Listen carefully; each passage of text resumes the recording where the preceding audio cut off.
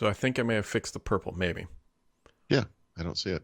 Well, Did it's you still just there, I did, think. did it But just involve a zooming in or something?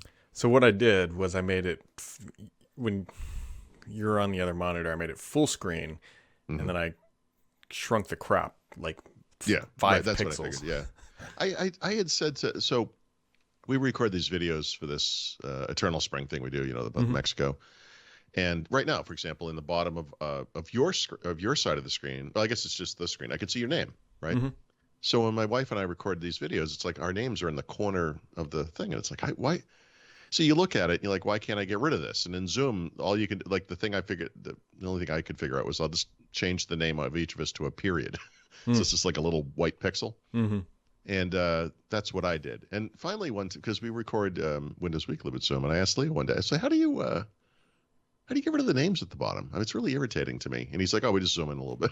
I was like, okay. It's Yeah. Yeah. Right. yep. It's a stupid thing to have to do. You would think in a product that is designed to be, it literally has a recording feature built in, that they would give you the opportunity not to have your name in the bottom there. I have never tried this. I assume Teams has some facility where you can go, actually, they may not edit it, stupid. Hard computer science problem, Paul Thurrott. Yeah. So yours says Brad Sams, but I That's don't see me. my name, and it's because you must be delivering this image from your computer or something, and it's whatever. Just I crop didn't. just a little. Yeah. Stupid. A few pixels Yeah. here. Touch of Wi-Fi there. Yep. The Betty Crocker of podcasting.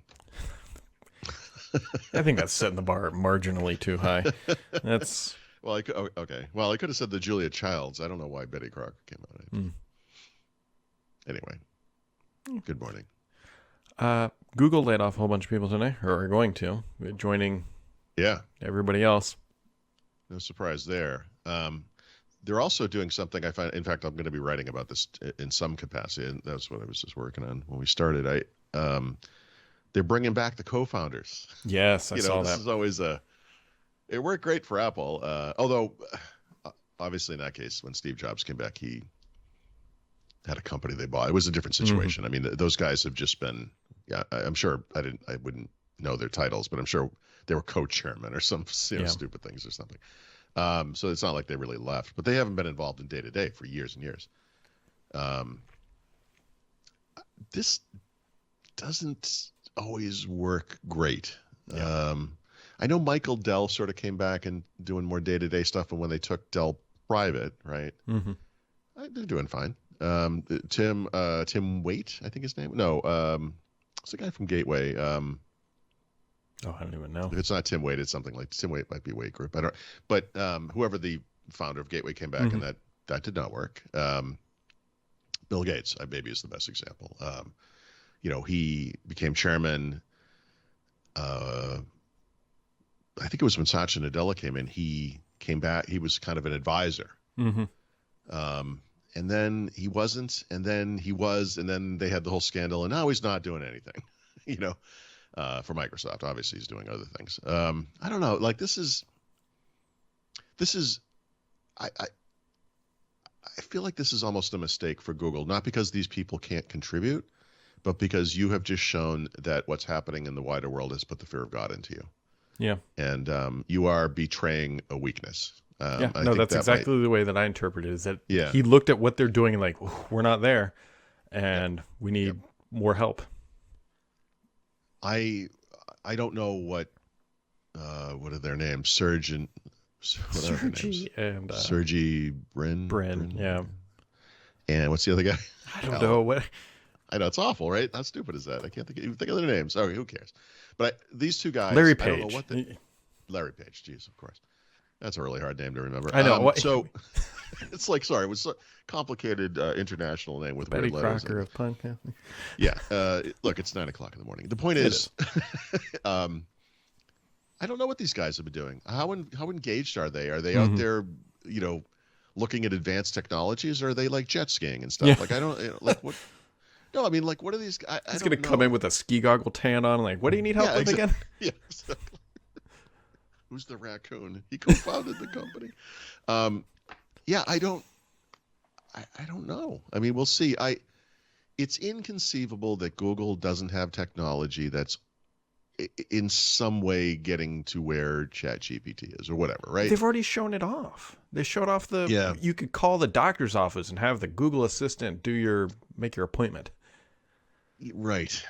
But Google I really feel like this is I'm going to call it an Achilles heel of their culture, which is Google. Everyone knows this part of Google, right? Google is infamous, whether it's deserved or not compared to other companies like Microsoft, for introducing stuff and then killing it, right? They just did this to Stadia, right? Now, as it turns out, Stadia was not particularly popular. That said, was it not particularly popular because of the googly way that they went about doing it, and they, whatever. We can kind of debate these things all day long, but part of their culture is really this try and fail thing, the 20% thing that everyone kind of knows about, and no one seems to know if it's really a thing anymore, where employees are able to go off and do their own thing and then come back to executives and say, look at this awesome idea I came up with. It's like, oh my God, that's Gmail, or whatever. Like, it's a great story. And I'm sure it did happen. I don't know that it happens anymore, right? Today, Google is a one product company. I don't know the exact number off the top of my head, but I want to say that Google search ad revenues deliver something like 80-ish% of all of their revenues. They are, to this day, a one product company. The highest that the iPhone ever got, I'd have to look it up, but I want to say it was in the low 70% percentage point area. And I think Apple, to its credit, has diversified. Right now, they did it by building products and services that semi or literally rely on the iPhone, but that makes sense. And the idea is, over time, you have a more diverse portfolio of products and that can sustain you when the one thing that you're making that makes all the money goes south. Microsoft is a great example of this, right? They did an awesome job of getting off Windows very early by expanding to Office and into Windows Server and now to the cloud with Azure and blah, blah, blah, the story goes, right? So I in the same way that there was like an overreaction during the pandemic, I think there's an overreaction happening right now. And maybe these are just natural human emotions that we can't escape even at the corporate level, layoffs, product cuts. We have, surround the wagons. Let's figure out what we got. Microsoft, ChatGPT, OpenAI, it was apparently a red flag or code red or whatever we called it.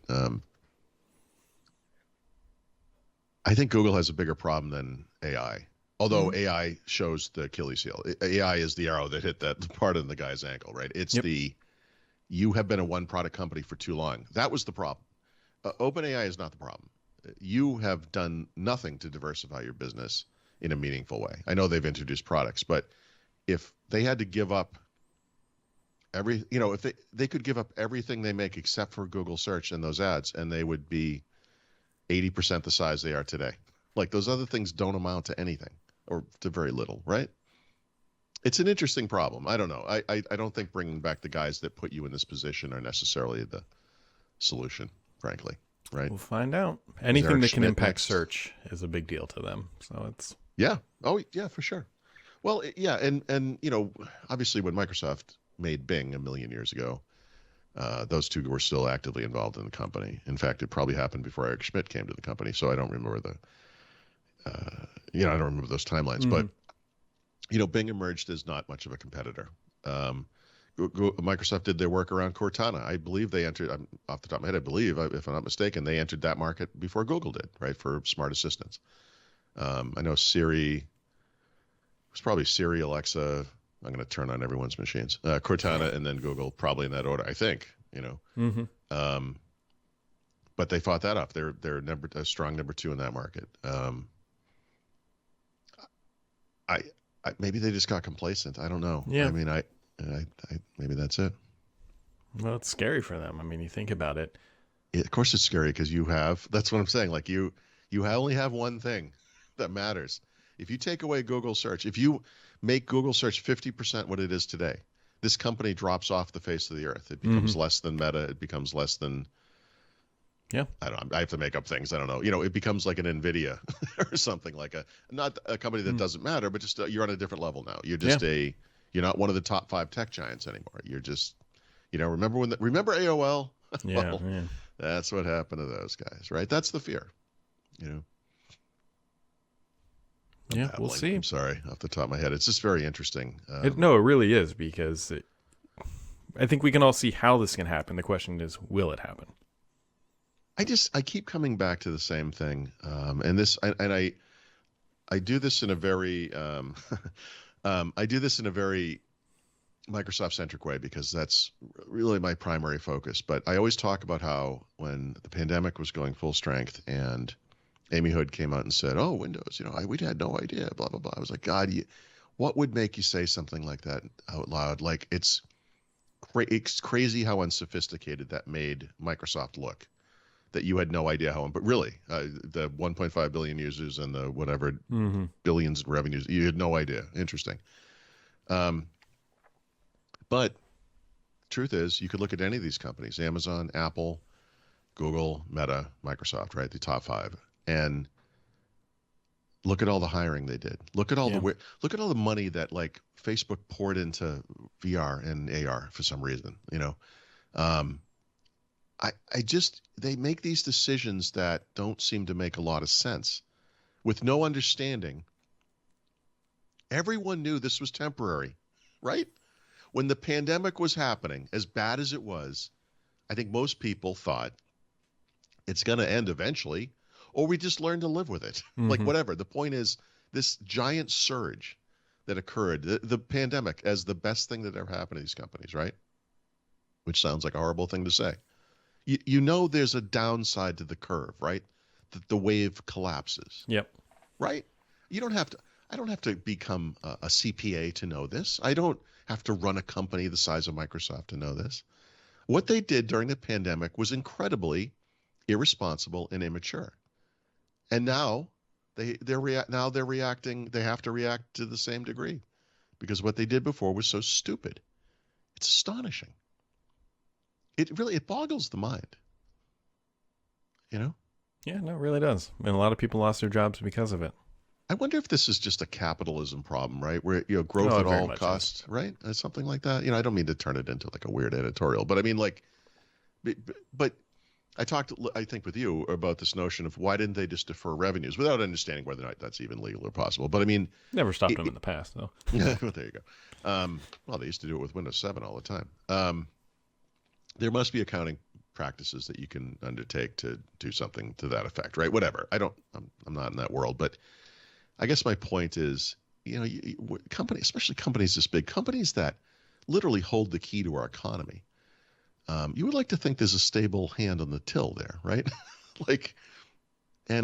All they've shown is that it's like a bunch of teenagers running around that have no idea how the world works, and they are running the world. It's troubling. It just shows that nobody really knows what they're doing. Yeah, right. Oh, it really is.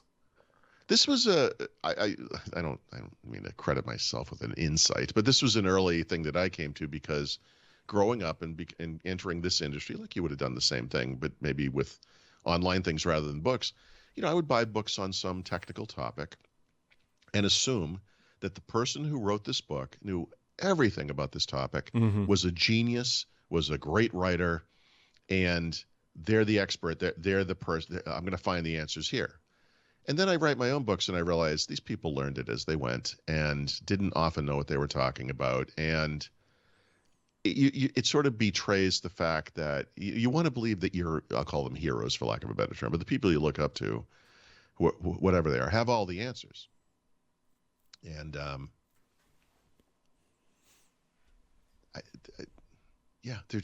they're people, they're stupid in their own ways, just like we are, I don't know.